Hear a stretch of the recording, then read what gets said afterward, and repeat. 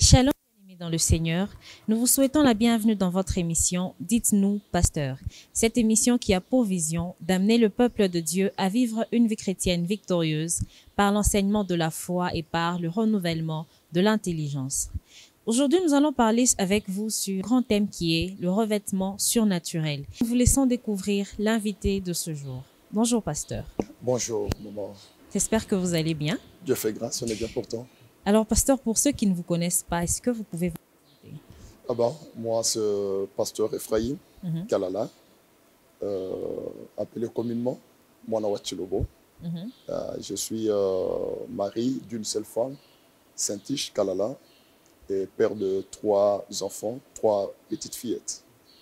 C'est un peu ça. Et je suis responsable d'une église, mais vaste, à Lubumbashi. Alors, nous sommes très heureux de vous recevoir chez nous à Kolwezi. Ok, amen. Alors, pasteur, avant de commencer, est-ce que vous pouvez nous bénir par une prière? D'accord. Père éternel, nous te disons merci. Nous recommandons ces instants entre tes saintes mains. Nous implorons ton esprit au milieu de nous, que ton esprit nous soit favorable, afin que cet entretien soit fortifiant, cet entretien soit éducatif devant ton peuple qui va nous suivre. Nous te glorifions dans le nom de Jésus. Nous avons ainsi prié et nous disons Amen. Amen. Ah ouais. Pasteur, aujourd'hui, nous voulons parler sur le revêtement surnaturel. Ok. Plusieurs personnes qui entendent parler du revêtement surnaturel et on se pose la question, mais c'est quoi le revêtement surnaturel? D'abord, on se demande, mais c'est quoi un revêtement et pourquoi on rajoute surnaturel à la fin? Ok. Que Dieu soit loué. Ah ben, c'est un message que je suis en train de donner ces derniers temps. Je parle sur le revêtement surnaturel. Mais avant de parler sur le revêtement surnaturel, il est mieux que je parle d'abord sur le mot « la revêtement ». Et on ne peut pas parler du revêtement sans toucher certains petits points qui sont quand même essentiels. Cela veut dire les verbes qui nous conduisent à avoir ce mot-là, revêtement. Parce que pour avoir un revêtement, il faut qu'on passe par un verbe d'action qu'on appelle revêtir. Revêtir, c'est un verbe d'action. Et il y a certains principes en français qui disent que souvent, les verbes d'action se répètent. Par exemple, vêtir, revêtir. Manger, remanger. Partir, repartir. Alors, quand on parle de revêtir, c'est qu'il y a aussi vêtir. Et quand on parle du verbe vêtir, cela veut dire donner un habit. Et cet habit là-bas n'a pas une connotation particulière, ni spéciale. OK. Alors, quand on habille quelqu'un, c'est effectivement pour protéger le corps, n'est-ce pas? Protéger le corps et autres. Alors, lorsqu'on monte dans la dimension de revêtir, là, ça prend une autre connotation. Quand on parle maintenant du verbe revêtir, c'est un verbe d'action, comme je l'ai dit. Alors, à ce niveau-là, on donne une tunique, on donne un habit ou bien un vêtement qui est spécial. Ça a une connotation maintenant particulière, spéciale. Alors, pour que l'on parle d'un revêtement surnaturel, il est important de connaître premièrement les revêtements qu'on peut retrouver sur le plan naturel. Parce que ce qui est surnaturel contraint ce qui est naturel. N'est-ce pas? Alors, en voulant parler d'abord sur le revêtement naturel, avant de toucher à ce qui est surnaturel. Parce que pour comprendre ce qui est surnaturel, il faut qu'on comprenne d'abord ce qui est naturel. En ce qui concerne ce qui est naturel, je peux prendre plusieurs exemples, 2 ou 3, pour que nos interlocuteurs puissent bien nous comprendre. Il y a les médecins, quand ils quittent la maison, il est vêtu simplement comme toute personne ordinaire. Mais une fois arrivé sur le lieu du travail, au boulot, à l'hôpital, pour exercer son métier, il est obligé de prendre un blouson. Le blouson qu'il porte, on appelle ça un revêtement. Le vêtement qu'il avait en quittant la maison, ça ne pouvait pas apporter une spécialité sur sa vie, ni le distinguer des autres. Il était ordinaire comme toute personne. Et personne ne pouvait même savoir s'il est docteur ou pas. Mais une fois qu'il arrive au boulot, il prend son blouson, il met, là ça lui singularise. Et tout le monde s'est dit, ah, le monsieur qui était ensemble avec nous, c'est un docteur. Pourquoi? Parce qu'il s'est revêtu. Il s'est revêtu. On peut prendre les avocats. Quand il veut défendre quelqu'un, il ne pourra pas se présenter devant la barre avec les habits ordinaires. Ok, s'il veut défendre, c'est son métier, là il doit mettre le toge. Oui.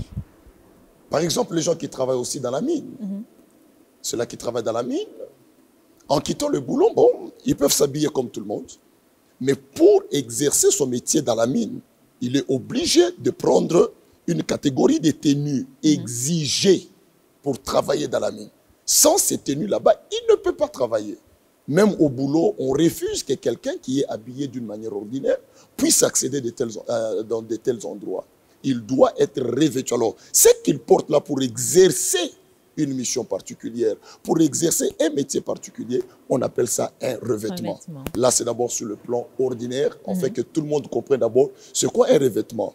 Alors, à l'époque, même le roi, lorsque le roi est, comment je peux dire, est investi de son pouvoir pour exercer son pouvoir royal, présidentiel, à l'époque, ces gens-là étaient vêtus plutôt des tuniques spéciales.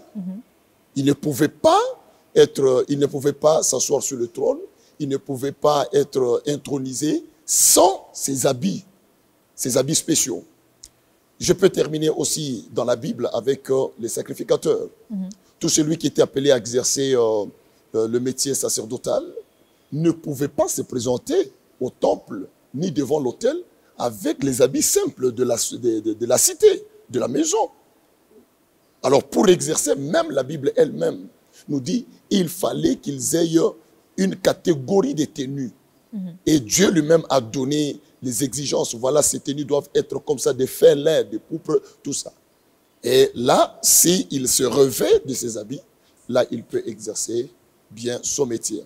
Alors là, je tentais d'abord de parler de revêtement sur le plan d'abord naturel, avant de toucher ce qui est surnaturel, parce que mon sujet, c'est le revêtement surnaturel. On ne peut pas comprendre ce qui est surnaturel si on ne comprend pas d'abord ce qui est naturel, parce que la nature doit d'abord nous enseigner pour comprendre ce qui est aussi spirituel. Alors, donc, c'est un peu ça. Un revêtement, c'est un habit qui apporte une spécialité, qui apporte certaines capacités surnaturelles pour aider la personne qui est revêtue d'entrer en fonction, ou bien d'être aussi protégée par rapport à certaines réalités de la mission. Je crois, en quelque sorte, c'est un peu ça. OK. Et quant au revêtement surnaturel, qu'est-ce qu'on peut retenir? OK, maintenant, s'il faut maintenant parler du revêtement surnaturel, ça prend déjà une autre dimension. Ce qui est surnaturel n'est pas naturel.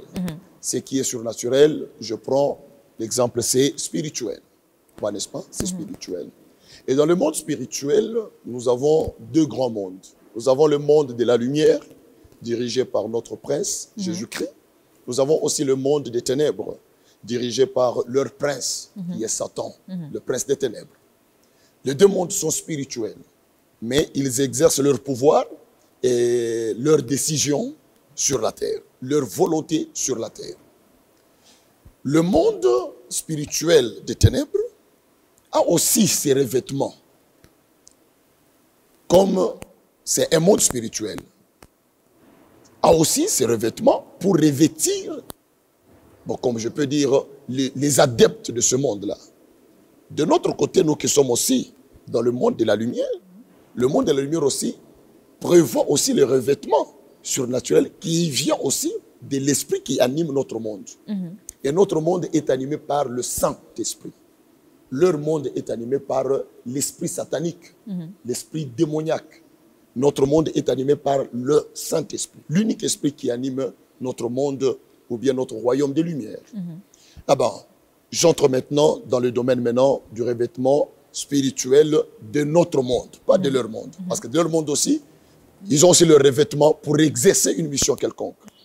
De notre côté aussi, le Saint-Esprit est disposé pour nous revêtir. Ça devient surnaturel, parce que ce n'est pas naturel. C'est au-delà des lois de la nature. C'est spirituel. Et dans le cadre du spirituel, nous sommes du côté du Saint-Esprit. Le spirituel qui est positif, qui est de Dieu. Ah ben, c'est ce que nous appelons revêtement surnaturel parce que ça vient du Saint-Esprit. C'est la question que je peux répondre avant d'aller plus loin.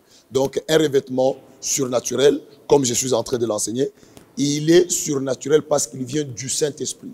Et le Saint-Esprit n'est pas naturel. Le Saint-Esprit est surnaturel. Il est au-delà des lois de la nature, des lois physiques. C'est pourquoi ça prend cette connotation là-bas, revêtement surnaturel. Alors, chers internautes, vous retenez ensemble avec moi que le revêtement surnaturel, c'est celui que nous recevons du Saint-Esprit qui n'est pas naturel, mais qui est surnaturel. Amen. Pasteur, on se demande aussi, mais pourquoi devons-nous recevoir ce revêtement surnaturel? Quelle est l'importance de ce revêtement surnaturel dans la vie d'un croyant? Et aussi, est-ce que ce revêtement surnaturel est important uniquement pour ceux qui travaillent dans la parole ou pour tous ceux qui ne sont pas dans le domaine de la parole aussi? Merci beaucoup. Le revêtement surnaturel est très important parce que sans ce revêtement, il nous sera difficile d'opérer et de fonctionner dans le monde spirituel. Chaque monde a ses réalités. Lorsque nous naissons dans le monde physique, ce que nous appelons la naissance biologique, lorsque nous naissons dans le monde physique, on est nu, sans habit. Et nos parents prévoient déjà les lettres, les habits. Et ces habits là-bas, c'est pour qu'on se conforme au monde dans lequel on est né. Il est de même lorsque nous naissons aussi dans le monde spirituel, c'est que nous appelons la nouvelle naissance. C'est une naissance qui est spirituelle. Lorsque nous naissons aussi dans ce monde-là, il est prévu que tout celui qui naît de ce monde soit aussi revêtu. Et aussi un revêtement surnaturel pour mieux fonctionner dans ce monde-là. Parce que si tu n'as pas cet habit, tu ne sauras pas fonctionner. Pourquoi on doit le recevoir? Je ne le dis pas par rapport à moi, mais d'abord par rapport à notre Seigneur Jésus-Christ. Il est venu sur la terre, avant d'entrer dans sa mission, d'exercer sa mission, la mission pour laquelle il a été envoyé, nous sauver, nous délivrer. La Bible dit qu'il a fait une prière de 40 jours. Et en sortant de cette prière là-bas, la Bible dit il fut revêtu. Amen. Il ne pouvait pas commencer une mission spéciale, une mission hautement spirituelle. Il ne pouvait pas venir installer un royaume spirituel sur la terre sans être revêtu d'un revêtement surnaturel. Et la Bible dit il fut revêtu du Saint-Esprit. Amen. Alors, un tel revêtement, c'est un revêtement qui est spirituel, qui est surnaturel. Il accomplit sa mission bonnement jusqu'à ce qu'il nous a sauvés tous à la croix. Et avant qu'il ne retourne chez le Père, avant qu'il ne puisse connaître l'ascension, il réunit ses disciples et il leur dit, je vous ai formés. Maintenant, je dois vous envoyer dans la mission. Et la mission, c'est une mission qui est spirituelle. Vous ne pouvez pas accomplir bonnement cette mission si vous n'êtes pas revêtu. C'est comme je vous ai dit, vous ne pouvez pas entrer dans une carrière, dans une mine souterraine, sans être revêtu, détenu, spécial pour fonctionner là-bas. Vous ne pouvez pas entrer dans une salle d'op et accomplir votre mission en tant que chirurgien sans être revêtu des habits appropriés pour ce travail-là. C'est ainsi que Jésus aussi, il dit à ses disciples, restez ici. Formés, je vous ai formés. Je sens que vous êtes déjà capables pour la mission. Mais la mission, c'est une mission spirituelle. Vous allez rencontrer certaines forces maléfiques qui vont vous contraindre pour accomplir bonnement votre mission. Alors, qu'est-ce qu'il faut? Restez ici dans la ville de Jérusalem jusqu'à ce que vous recevrez un revêtement. C'est dans le livre de Luc, le dernier chapitre, c'est le chapitre 24. Si vous pouvez lire ça, c'est important. Chapitre 24, le verset 49. Jusqu'à ce que vous soyez revêtus d'une puissance d'en haut. Donc, ça ne vient pas de la terre. Ça vient d'en haut. Vous pouvez lire afin que ceux qui sont en train de nous suivre puissent capter le message. Luc 24. Luc 24, le verset 49. Le verset 49. Ouais. La Bible déclare et dit, « Et voici, j'enverrai sur vous ce que mon Père a promis, mais vous, restez dans la ville jusqu'à ce que vous soyez revêtus de la puissance d'en haut. » Jusqu'à ce que vous soyez revêtus de la puissance d'en haut. Alors, vous voyez que ce revêtement là-bas ne vient pas du monde. Ça vient d'en haut. Et quand il parlait de cette promesse là-bas, il parlait de la venue du Saint-Esprit. Il parlait de la venue du Saint-Esprit. Quand il parlait de la venue du Saint-Esprit, c'est pour accomplir aussi la promesse de Joël. Parce que lorsque le Saint-Esprit est descendu, l'unique chose qui est venue dans la tête de Pierre pour défendre cet événement-là, c'était la prophétie de Joël, en disant que dans les derniers jours, Dieu va répandre de son esprit. Et cet esprit là-bas, c'est ce que nous appelons le revêtement spirituel. Et lorsqu'ils ont reçu ce revêtement spirituel, c'est alors que la mission a commencé.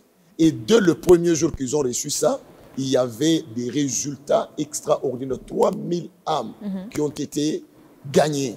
3000 âmes qui sont converties. Qui peut faire un tel exploit si ce n'est quelqu'un qui est sous une couverture spirituelle?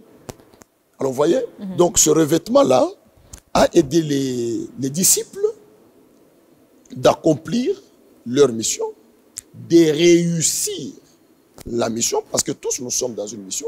Maintenant, comment réussir votre mission? Comment atteindre les résultats positifs avec succès? Ces jours-là, la mission était réussie. C'était les résultats positifs parce qu'ils ont gagné 3000 âmes. Un seul jour, une seule prédication.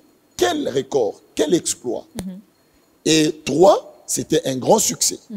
Alors, lorsque nous sommes revêtus pour réussir dans la mission, pour atteindre les résultats positifs, accompagnés d'un grand succès. Voilà l'importance du revêtement spirituel. Nous sommes revêtus pour réussir dans la mission, pour atteindre les résultats positifs, parce que Dieu est dans l'attente. On doit atteindre les résultats positifs. Et de 3 aussi, on doit garder les succès. Les succès doivent nous accompagner. Alors c'est ça l'objectif de recevoir le revêtement spirituel. Je peux revenir un petit peu en arrière en parlant toujours du verbe revêtir pour le revêtement. Prenons quelques exemples aussi bibliques, parce qu'on doit toujours se focaliser dans la Bible. Ouais, pour que les gens comprennent mieux. Retournons dans le jardin d'Éden. Dans le jardin d'Éden, vous allez vous rendre compte que lorsque Adam et Ève ont péché, Dieu s'est retiré, sa gloire s'est retirée d'eux. Lorsqu'ils ont mangé, ils ont désobéi à la loi de Dieu. Alors, comme ils se sont rendus compte qu'ils étaient nus, qu'est-ce qu'ils ont fait? Eux-mêmes se sont cherchés les feuilles des figuiers pour cacher leur nudité, cacher leur honte. Mais ça n'a pas du tout suffi à leurs attentes.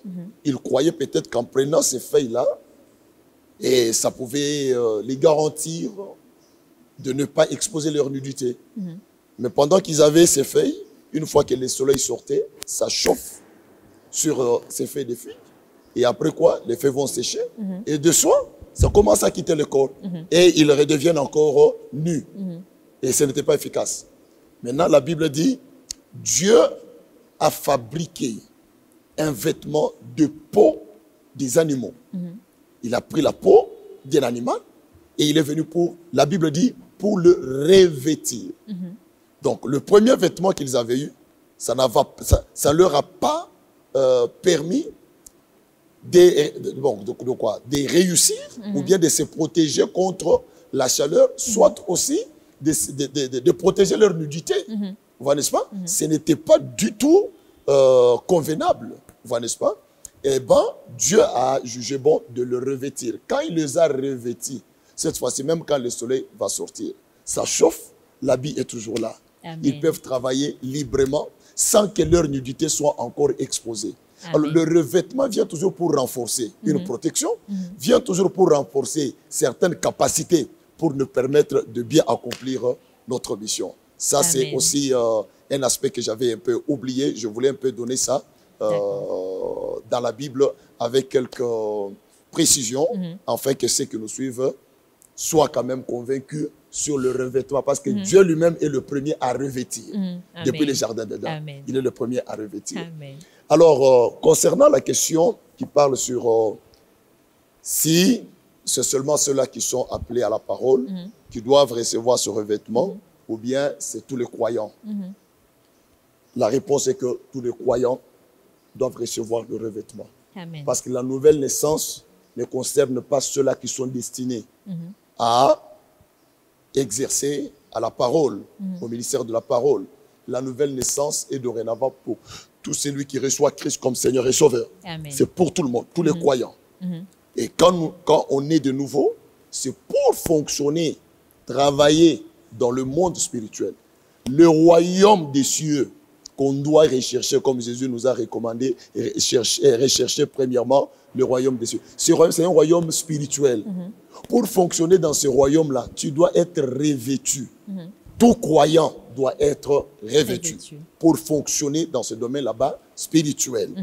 C'est la raison pour laquelle j'ai toujours donné aux gens le test je crois qu'on peut lire aussi ça, c'est important, d'Apocalypse, le chapitre 5, si nous prenons le verset 9 et le verset 10. Le verset 9 et le verset 10, ça peut nous aider, ça peut aider tous ceux-là qui nous suivent. Apocalypse 5, le verset 9, la Bible déclare et dit Oui. Et il chantait un cantique nouveau en disant Tu es digne de prendre le livre et d'en ouvrir les sceaux, car tu as été immolé et tu as racheté pour Dieu par ton sang des hommes de toutes tribus, de toutes langues, de tout peuple et de toute nation. Tu as fait d'eux un royaume des sacrificateurs pour notre Dieu, et ils régneront sur la terre. Régneront sur la terre. Alors, vous voyez, dans ces deux textes, on nous révèle d'abord la pensée, l'objectif pour lequel Christ nous a sauvés, pour lequel il est mort à la croix, pour lequel il a accepté d'être immolé. Il nous a rachetés. Il n'a pas racheté ceux-là qui doivent travailler à la parole. Il a racheté tout le monde. Amen. Les gens de toute tribu, toute langue, toute race, les blancs et les noirs, les petits et les grands, les pauvres et les riches. Quiconque le reçoit comme Seigneur et Sauveur est sauvé. Amen. Ça, c'est un. Alors, les gens là qu'il a sauvés, qu'il a rachetés, il va faire d'eux qui? Pour quel objectif il les a rachetés? Si vous lisez dans la version d'Arby ou bien Parole de vie, là on dit il a fait d'eux les gens qu'il a rachetés. Là au verset 10, il a fait d'eux les rois et les sacrificateurs. Amen. Vous voyez, n'est-ce pas? Il y a deux fonctions qu'on doit jouer.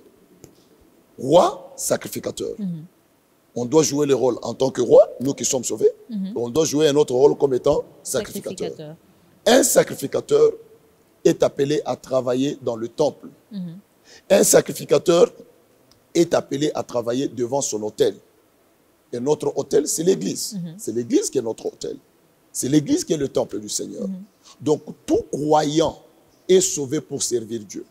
Tout croyant est un sacrificateur. Amen. Alors maintenant, c'est dans le rang des sacrificateurs qu'il y a maintenant les, comment je peux dire, le rang différent, quoi. Hein? Chacun a son domaine pour servir Dieu. Il y a ceux-là qui sont appelés à servir Dieu à la parole. Il y a ceux-là qui sont appelés à diriger les églises. Il y a ceux-là qui sont appelés à torchonner. Il y a donc chacun a son domaine. Il y a ceux-là qui sont appelés à soutenir l'œuvre de Dieu financièrement. Chacun a son domaine pour servir Dieu en tant que sacrificateur. Parce que les sacrificateurs sont appelés à servir Dieu à l'autel, servir Dieu dans le temple. Ça, c'est un domaine qui est spirituel. Et en tant que sacrificateur, tout sacrificateur, selon l'Ancien Testament, doit avoir un vêtement spécifique, ce que nous appelons un revêtement, pour se distinguer des autres au service. Donc, tout croyant, en tant que sacrificateur, doit avoir un revêtement. Parce que nous avons été sauvés pour servir Dieu. Et on ne peut pas servir Dieu sans le revêtement. Vous ne pouvez pas aller travailler dans une mine souterraine sans les revêtements appropriés pour y accéder. Vous ne pouvez pas travailler dans un hôpital sans être habillé en blouson. Vous ne pouvez pas défendre vos clients à la barre sans être revêtu comme étant avocat. Vous voyez, n'est-ce pas? Alors, vous ne pouvez pas non plus servir Dieu si vous n'êtes pas revêtu des habits appropriés pour le servir. Raison pour laquelle tout chrétien, tout croyant doit avoir un revêtement spirituel. Amen. Mais ces revêtements-là, c'est différent pour le niveau. Les revêtements que les enfants ou bien les fils d'Aaron pouvaient porter n'étaient pas au même niveau que le revêtement que le souverain sacrificateur pouvait porter, qu'Aaron pouvait porter. Donc ça se diffère. Vous voyez, n'est-ce pas? Ça se diffère. Ça, c'est un. Deux, nous sommes aussi des rois. Tu ne peux pas exercer ton rôle en tant que roi si tu n'es pas aussi revêtu des habits ou bien des revêtements royaux, ou bien royaux, comme on peut le dire, c'est les vêtements au pluriel. Hein? Alors tu ne peux pas exercer ce rôle là-bas comme étant un roi, mais si tu n'es pas revêtu d'un revêtement royal. Il faut que tu sois revêtu d'un revêtement royal pour exercer ton métier en tant que roi. Mais là, la différence, c'est quoi? C'est que, en tant que roi, le trône nous met en contact avec le monde physique. L'autel nous met en contact avec le monde spirituel. Amen. Tout le monde est roi dans son domaine. Il y a ceux-là qui sont rois en médecine. Il faut qu'ils règnent là-bas parce que le trône, c'est pour régner. Ils doivent régner là-bas. Ils ont terminé les études en médecine et consorts. Là où ils doivent travailler, nos chrétiens qui doivent travailler dans un hôpital, il faut qu'ils occupent les rangs élevés. Amen. Les opérateurs économiques, ce sont des rois. Leur trône, c'est pour opérer, fonctionner dans le domaine économique. Ils doivent occuper, parce que le trône est là pour occuper une place élevée. Amen. Ils doivent occuper une place élevée. Et pour occuper cette place élevée, ça ne suffit pas seulement de s'asseoir sur un trône, mais il faut être revêtu. Pourquoi je l'ai dit? J'ai donné l'exemple de Matthieu 22. J'ai dit, c'est Jésus qui parlait qu'il y avait une noce qui a été organisée. On a invité les personnes de marque VIP, mais ces gens là-bas ont décliné à l'invitation. Ils n'ont pas répondu comme le roi lui-même l'attendait.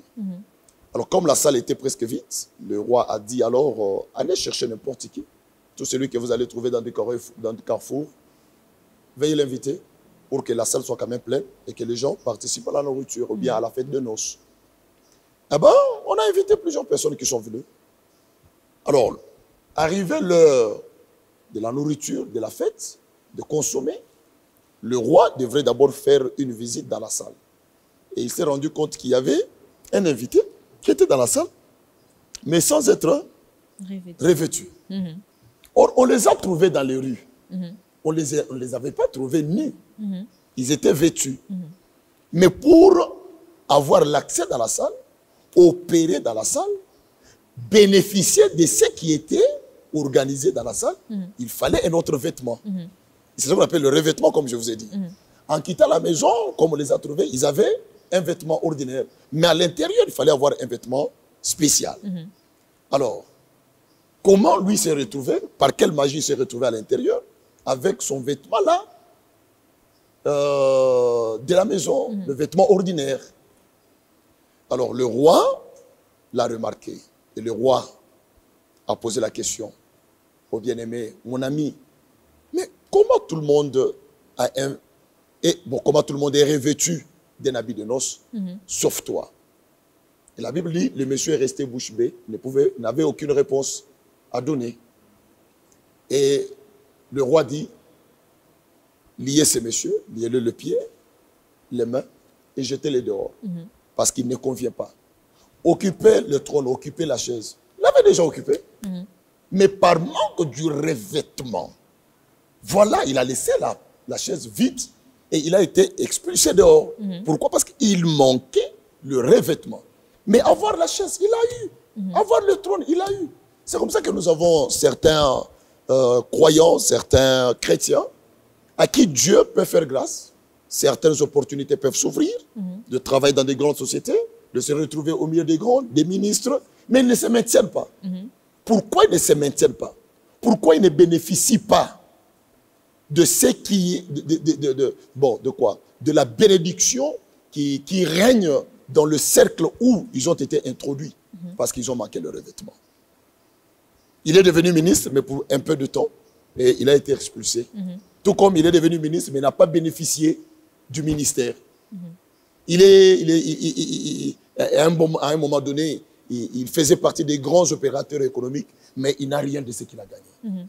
Parce qu'ils ont occupé le trône, mais sans revêtement. Alors, occuper le trône, oui, mais il faut avoir quoi? Le revêtement. Pour chuter là-bas, vous savez ce qu'il y a eu, c'est ce qui a causé le problème avec Samuel, entre Samuel et Saül. Bon, ce qui a causé le problème à Saül, quoi. Celui qui était destiné à faire le travail sacerdotal, cela veut dire travailler à l'autel, c'était Samuel, à cette époque-là. Et non Saül. Alors Saül, à cause de la pression du peuple et autres, il s'est dit, bon, s'il en est ainsi, moi-même, je vais faire l'offrande. Je vais faire le service sacerdotal. Et il a monté l'autel, il a mis le sacrifice. Pendant qu'il était en plein service, c'est alors que Samuel a surgi. Il dit, mais comment tu as fait ça? Toi, tu n'es pas destiné à faire ça. Parce que l'habit que toi tu as, c'est un habit royal. Tu ne peux pas te présenter devant l'autel avec ton habit royal là-bas pour faire le service. C'est moi qui porte l'habit sacerdotal. C'est moi qui est appelé à faire ce que tu es en train de faire. Alors voilà ce que tu as fait. Ça va te créer des problèmes. Et effectivement, il a eu des problèmes. Pourquoi? Parce qu'il a opéré dans un domaine où il n'avait pas un revêtement approprié dans ce domaine-là-bas. Mais gloire soit rendue à Dieu. Parce qu'actuellement, Dieu a fait de nous rois sacrificateurs. Amen. À l'époque, si tu es roi, tu n'es pas sacrificateur. Et si tu es sacrificateur, tu n'es pas roi. Mais actuellement, nous sommes, nous, en Jésus-Christ, des rois sacrificateurs. C'est que nous pouvons exercer le tout. Au boulot, je suis roi. Au ministère, je suis roi. Amen. Je règne, je donne les ordres. Et à l'église encore, je suis sacrificateur. Amen. Je suis devant l'autel. Je sacrifie, je fabrique l'autel. Je donne à Dieu les sacrifices qu'il faut quand il en a besoin. Amen. Parce que nous sommes des rois sacrificateurs, mais sans oublier des niveaux différents. Parce que quand je parle là, il y a toujours ceux-là qui me disent, oh, tous nous sommes des sacrificateurs. Oui, des sacrificateurs, mais des niveaux différents. Donc c'est un peu ça.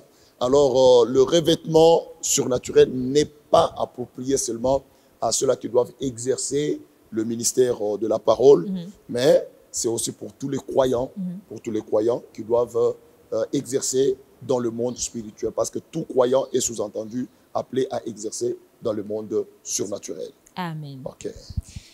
Pasteur, on se pose aussi la question de savoir que faire pour obtenir ce revêtement surnaturel.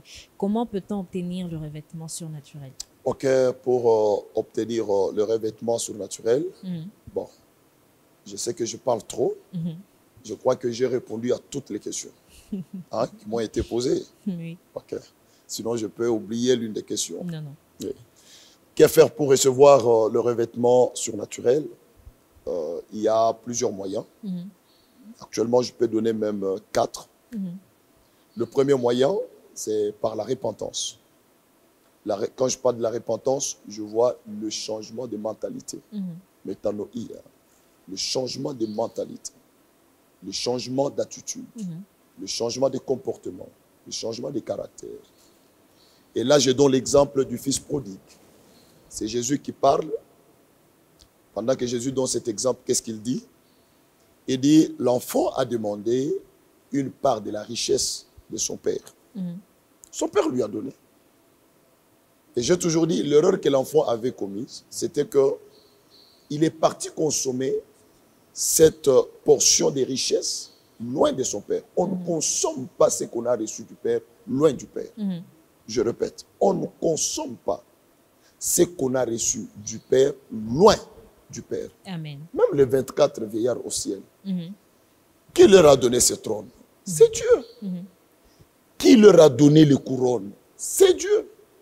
Mais ils ne sont pas loin de Dieu, ils sont tout autour de Dieu. Et quand il faut adorer Dieu, ils enlèvent ces couronnes, ils les jettent parce que c'est devant Dieu. On ne consomme pas ce que le Père vous a donné loin du Père. Le Père lui a donné, mais le Fils est parti consommer ça loin du Père.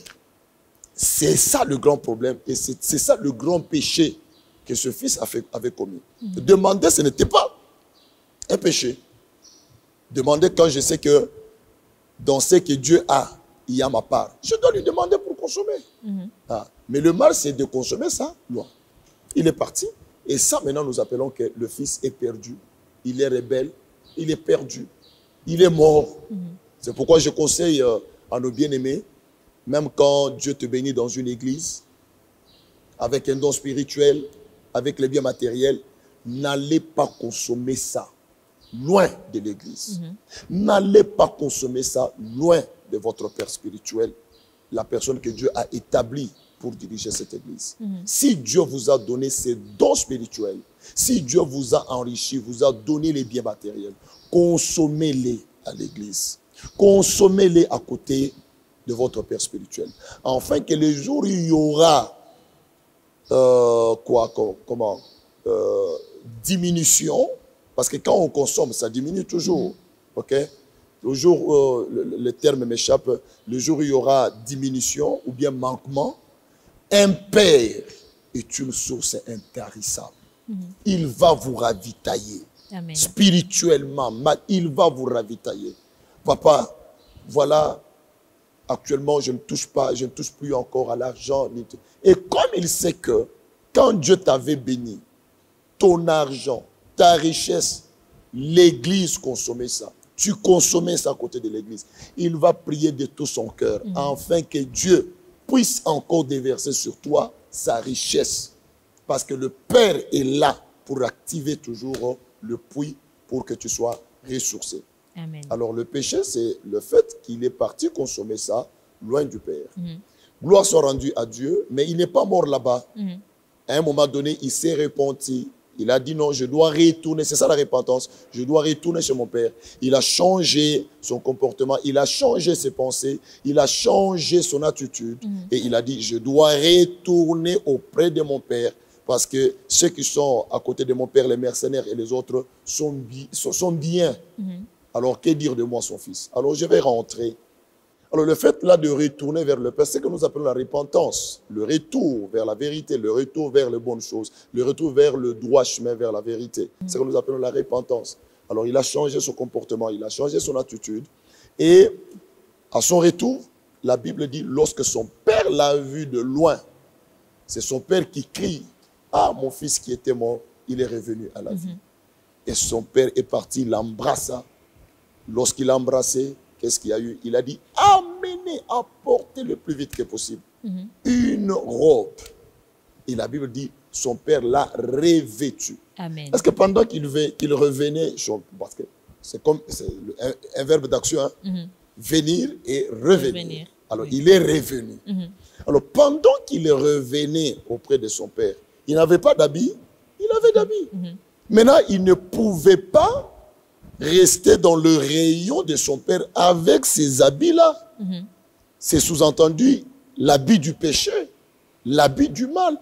Alors, il faut ôter, c'est le feuillage, ce sont des feuilles de figuier. Il faut enlever ça et lui donner un revêtement qui va maintenant lui permettre de rester dans mon rayon et de l'identifier comme étant fils fils de son père. Fils de son père, fils du patron, parce qu'il y avait les mercenaires. Il fallait qu'il y ait quand même une différence entre les mercenaires et les fils. Il est fils du patron. Et son père l'a revêtu pour qu'il ait l'accès à ses côtés, qu'il reste dans son rayon et qu'il soit respecté par les autres. C'est comme ça que son père l'a revêtu. Là, c'est le moyen de la repentance. L'autre moyen, c'est par la prière. Comme je l'ai épinglé dans le livre de Luc, le chapitre 4, la Bible dit, Jésus poussé par l'Esprit, il s'est rendu dans le désert. Alors, il a fait là-bas 40 jours et 40 nuits. Et lorsqu'il a terminé cette prière, la Bible dit, lorsqu'il quittait le désert, lorsqu'il quittait la prière, il fut revêtu de la puissance du Saint-Esprit. La Bible dit, Jésus revêtu. C'était par la prière. Donc la prière a fait que Jésus soit revêtu pour accomplir la mission. Donc deuxième moyen, c'est par la prière. Même les disciples, lorsque Jésus leur a dit restez dans la ville, ils ne sont pas restés dans la ville distraits ou bien en train de se déambuler ça et là. La Bible dit ils se sont réunis, ils se sont convenus de rester dans la chambre haute. Dans quelle attitude? De prière. Et c'est pendant les saisons de prière que Dieu a libéré son esprit et qu'ils ont été revêtus. Amen. Vous voyez, n'est-ce pas? C'est par la prière. Parce que la prière ouvre la porte du ciel. Parce que le revêtement doit venir du ciel. Quand vous priez, la prière, c'est une clé qui ouvre les écluses, les portes des cieux. Et le revêtement descend. Alors là, je donne l'exemple de Jésus. Lorsque Luc, c'est Luc 3, même Marc aussi en parle. La Bible dit, pendant que Jésus partait auprès de Jean-Baptiste pour être baptisé, lorsqu'il entrait dans l'eau, la Bible dit, il pria. Donc Jésus n'a pas été baptisé comme tout le monde. Les autres entraient, on les baptisait sans prière. Mais Jésus, lui, il priait. Pendant qu'il priait, la Bible dit, le ciel s'est ouvert. Amen. Et le Saint-Esprit est descendu sous forme corporelle. Il a pris la forme d'une colombe. Donc la prière de Jésus était une clé pour ouvrir la porte du ciel, afin qu'un revêtement, que la colombe descende, afin que le Saint-Esprit puisse descendre sur lui, afin qu'il soit revêtu du Saint-Esprit. Deuxième moyen, c'est la prière. Troisième moyen, c'est, je parle de la loyauté. La loyauté. Et là, je donne l'exemple de Élisée, qui était loyal auprès d'Élie. Il n'était pas l'unique fils de prophète. Ils étaient nombreux. D'ailleurs, le prophète Élie avait 3 ou 4 classes, écoles de prophètes. Vous voyez, n'est-ce pas? Oui. Il avait plusieurs écoles de prophètes.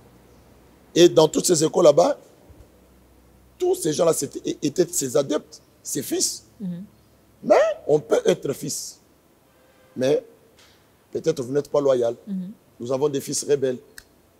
Nous avons des fils déloyaux. Alors lui était un fils loyal. Il est resté attaché, fidèle à son père jusqu'au jour de son enlèvement. Et son père lui dit, la chose que tu demandes double portion, c'est ça même le revêtement, double portion. Ce que tu demandes est difficile. Mais sois là quand Dieu va m'enlever. Alors, pendant que Dieu enlevé qui? Élie, Élisée était là et assistait à cette élévation. Il montait et il voyait combattre ce que son père. Il n'a pas combattu l'élévation de son père. Nous avons d'autres fils qui combattent l'élévation de leur père spirituel. Quand ton père Dieu commence à l'élever, toi tu le combats et tu n'auras jamais ce revêtement. Mais lui était là et il a crié, mais mon père, char d'Israël et sa cavalerie.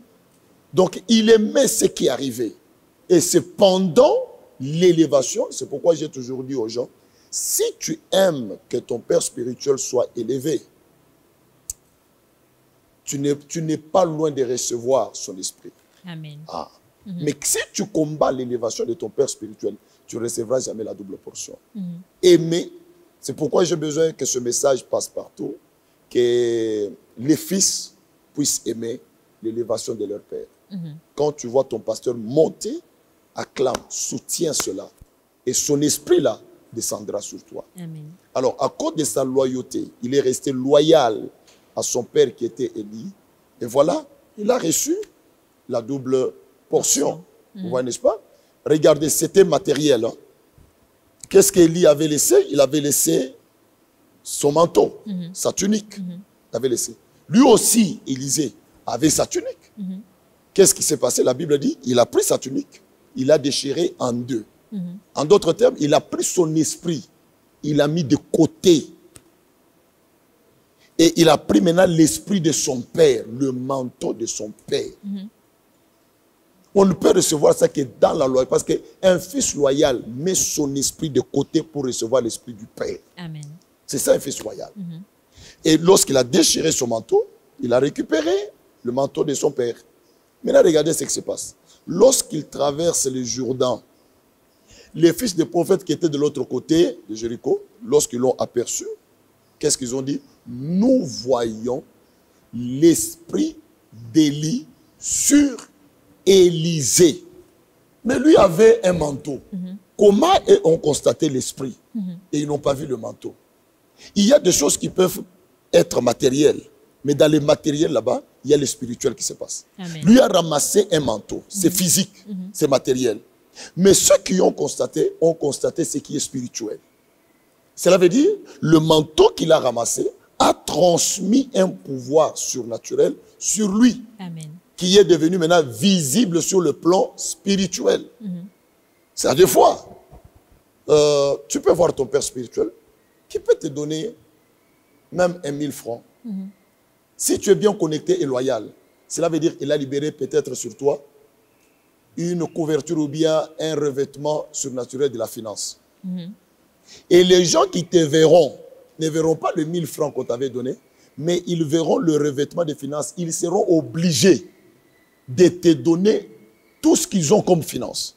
Et la finance va t'accepter sur le plan spirituel. Ton père spirituel peut te donner un mouchoir, un habit. C'est symbolique. Et quand tu reçois ça avec tout ton cœur, il y a quelque chose de spirituel qui entre en vous. Mais à condition que vous soyez loyal. Je peux chuter sur ce plan-là. Jésus-Christ, avant sa mort, les gens qui les persécutaient, qui les flagellaient et consorts, ils ont pris sa tunique. N'est-ce pas? Oui. Ils ont pris sa tunique. Mais pourquoi ceux-là qui ont pris sa tunique n'ont pas reçu le revêtement? Parce qu'ils n'étaient pas des fils. Donc si vous n'êtes pas fils, vous ne pouvez pas recevoir le revêtement nouveau. Mais ils ont pris l'habit de Jésus. Ils ont pris l'habit de Jésus. Mais jamais ils ont reçu l'esprit de qui? De Jésus sur eux. Voilà, n'est-ce pas?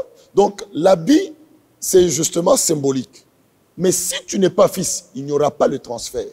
Si tu es fils et surtout loyal, il y aura un transfert. Amen. Alors c'est comme ça que lui a ramassé le manteau, mais ceux qui l'ont vu ont vu l'esprit de qui? D'Élie sur lui. Ils n'ont pas dit, hey, nous avons vu le manteau d'Élie.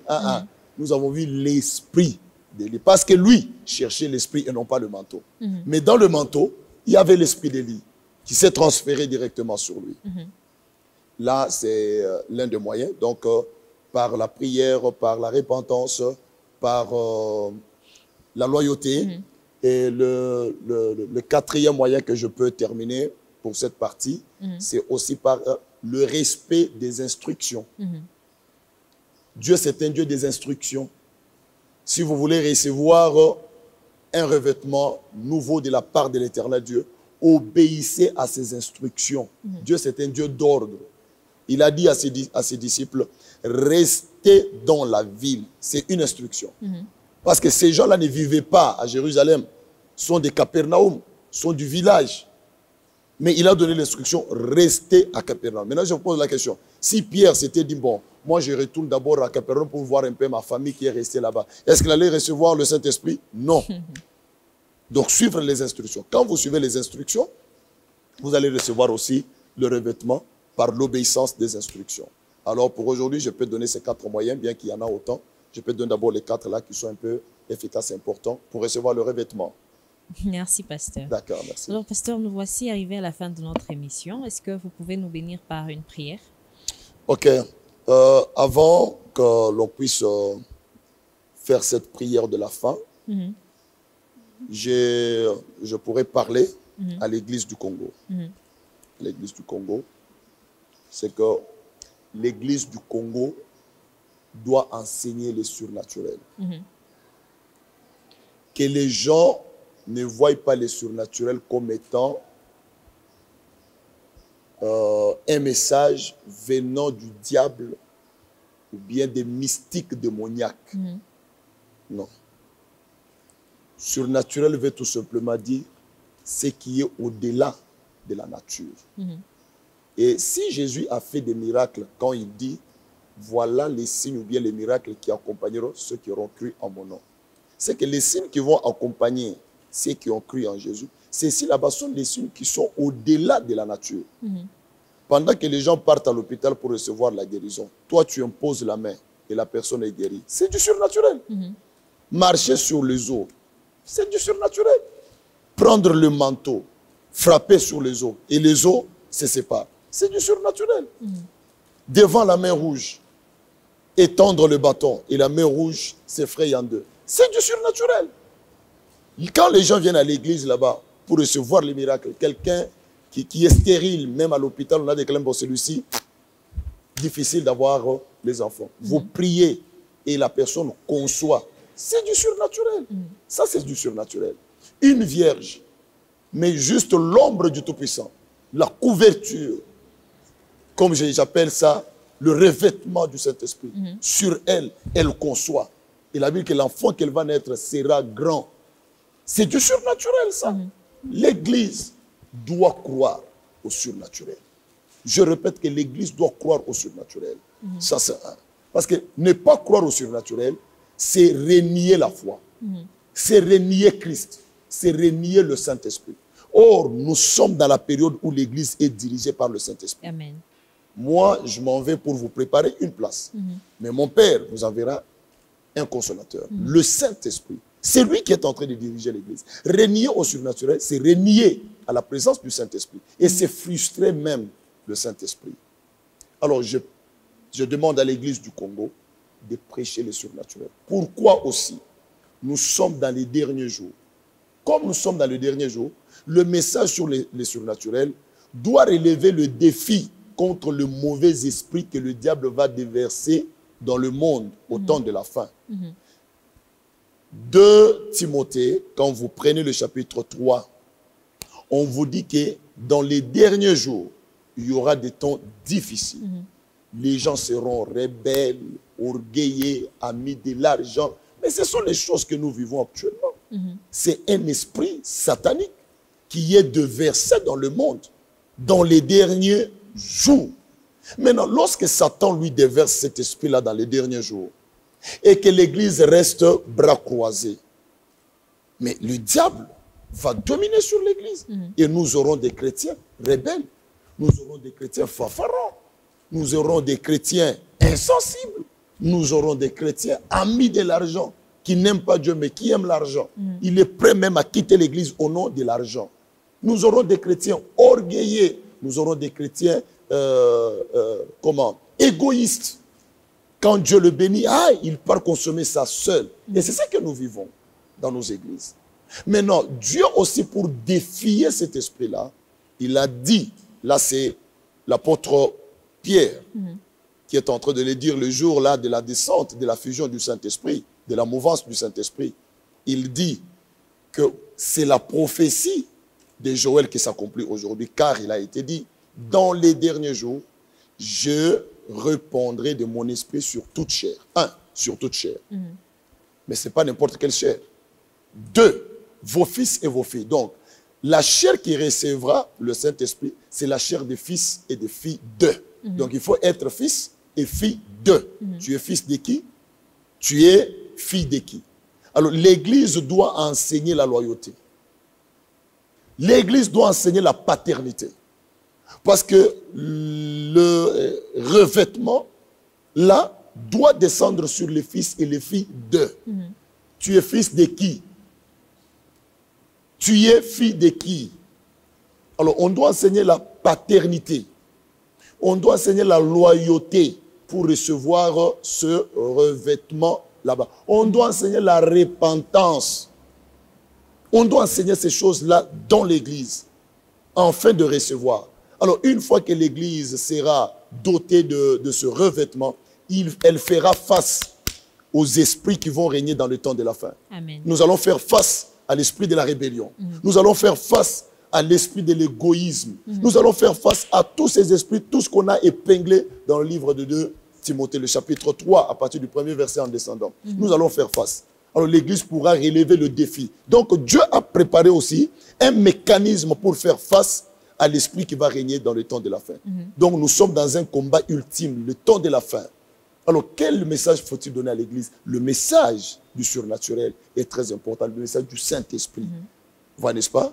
Un esprit qui doit nous maintenir à la hauteur, qui doit nous donner la supériorité sur tous les esprits de ce monde. Qui donne, parce que le revêtement surnaturel, bon, dans mon message, je donne même les avantages, les retombées, les bénéfices. Quand vous êtes revêtu, n'est-ce pas? Vous aurez la supériorité sur d'autres esprits. C'est pourquoi vous allez voir que lorsque le bien-aimé Élisée a traversé le Jourdain, les fils des prophètes sont venus pour faire quoi? Pour se prosterner devant de lui. C'est que ça lui a donné une certaine supériorité. Lorsque Dieu envoie Moïse, je t'envoie en Égypte pour délivrer mes enfants. Il dit, je te fais Dieu. En d'autres termes, je m'investis en toi. Parce que le revêtement, c'est un investissement divin. Je m'investis en toi. Je te fais Dieu devant qui? Pharaon. Donc quand Pharaon te regardera, il ne verra pas Moïse humain, mais il verra un Moïse esprit. Amen. Et un esprit supérieur. Il sera revêtu de Dieu. Et c'est comme ça qu'il a réussi la mission avec succès. Vous voyez, n'est-ce pas? Il a fait face aux sorciers de l'Égypte. Il a fait face aux magiciens de l'Égypte. Et actuellement, dans nos sociétés, là où nos chrétiens vont travailler, il y a des grands sorciers. Ce n'est pas à nier. Il y a des grands magiciens. Ils sont là. Il y a des occultistes. Comment faire face à tous ces gens là-bas si vous n'êtes pas revêtu? Le revêtement vous donne la capacité d'être supérieur par rapport à ces gens là-bas. Ils sont aussi revêtus dans leur monde. Mais notre revêtement est supérieur au leur. Amen. Notre revêtement est supérieur parce que ça vient du Saint-Esprit. Au-delà du Saint-Esprit, il n'y a pas un autre esprit. C'est l'unique esprit supérieur. Pour terminer, Daniel a fait face en Babylone, devant les sorciers, devant les astrologues et les autres. Pourquoi? Parce qu'on a trouvé en lui qu'il y avait un esprit supérieur. Donc si on n'a pas un esprit supérieur, si nous ne sommes pas revêtus, mais nous serons toujours inférieurs même dans les sociétés. Et nous serons marginalisés. Nous serons piétinés. Et l'Église aura que de pauvres. Les gens qui vous souffrent à tout moment. L'Église n'est pas un endroit qui réunit les pauvres, je l'ai toujours dit. L'Église, c'est un endroit des princes et des princesses. Amen. Nous sommes les fils du roi. Et quand on se réunit, nous sommes des princes et des princesses. Notre Dieu, ce n'est pas un Dieu pauvre, c'est un Dieu riche. Amen. Alors, on ne doit pas se réunir à l'église comme étant une réunion et une assemblée des pauvres. Non. Alors, l'église du Congo doit enseigner ce message sur les surnaturels. Il faut que nos chrétiens soient revêtus. Quand nous avons des chrétiens députés, qu'ils soient revêtus pour se maintenir dans l'hémicycle. Amen. Que nous ayons des chrétiens qui se maintiennent au ministère. Pas 2-3 jours, il était député à un moment donné, il est par terre, on l'a tué, on l'a sacrifié. Pourquoi on peut te sacrifier comme ça facilement? Voilà, n'est-ce pas? Alors si on est revêtu, mais on ne peut même pas avoir crainte des sorciers. Parce qu'une fois que les sorciers vous maudissent là, les sorciers vous maudissent, ces paroles-là sont des flèches. Mais quand ça arrive là où vous êtes revêtu. Le revêtement, c'est une protection. Ça vous protège, ça ne vous touchera pas. J'ai donné l'exemple à l'église du temps de Covid. Vous avez vu que même les présidents, les chefs, pour aller visiter les gens qui étaient atteints et autres, ils étaient revêtus. Ils pouvaient les voir à côte sans être contaminés.